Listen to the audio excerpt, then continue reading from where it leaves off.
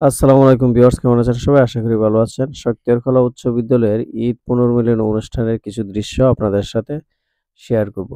আমরা আমাদের স্কুলের অনুষ্ঠানের শুরুতেই একটা আনন্দ র্যালি বের করি।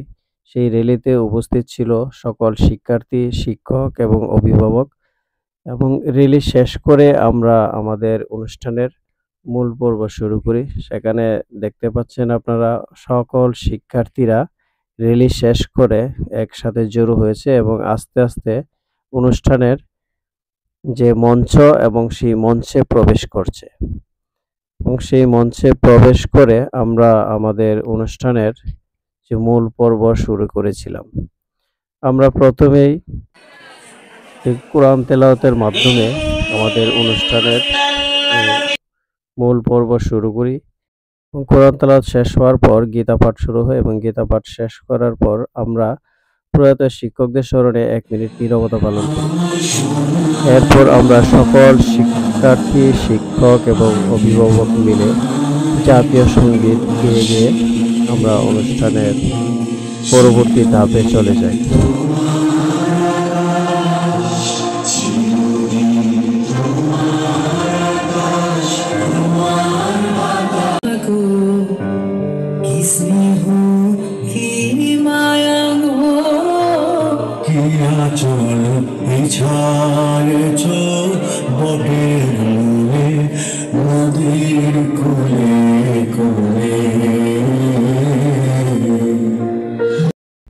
এরপর শুরু হয় ব্যাচভিত্তিক স্মৃতিচারণ। আর স্মৃতিচারণ খুবই গুরুত্বপূর্ণ একটা বিষয়, কারণ প্রত্যেকটা ব্যাচেরই কিছু না কিছু গুরুত্বপূর্ণ স্মৃতি থাকে এই স্কুল নিয়ে।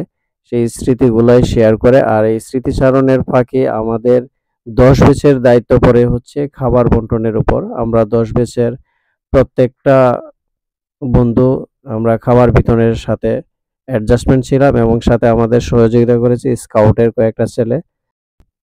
আমাদের খাবার প্যাকেজিং এর ফাঁকে ওইদিকে ব্যাচ ভিত্তিক স্মৃতিচারণের পর্বটা এক পর্যায়ে শেষ হয়ে যায় এবং সেই সাথে আমাদেরও খাবার প্যাকেজিং এর দায়িত্বটা আস্তে, আস্তে আমরা সবাই খুব ভালোভাবেই সম্পন্ন করি এবং তারপরে একে, একে করে ব্যাচ ভিত্তিক ক্রেস্ট প্রদান করা হয়।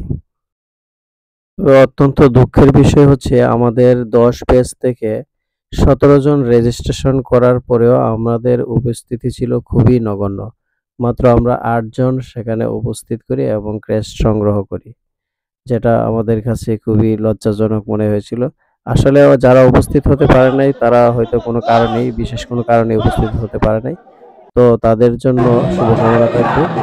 আর শেষে সাংস্কৃতিক অনুষ্ঠানের মাধ্যমেই আমাদের সেই শক্তিয়ার কলা উচ্চ বিদ্যালয়ের ঈদ পরবর্তী পুনর্মিলন অনুষ্ঠানটি সমাপ্তি ঘোষণা করে। ধন্যবাদ।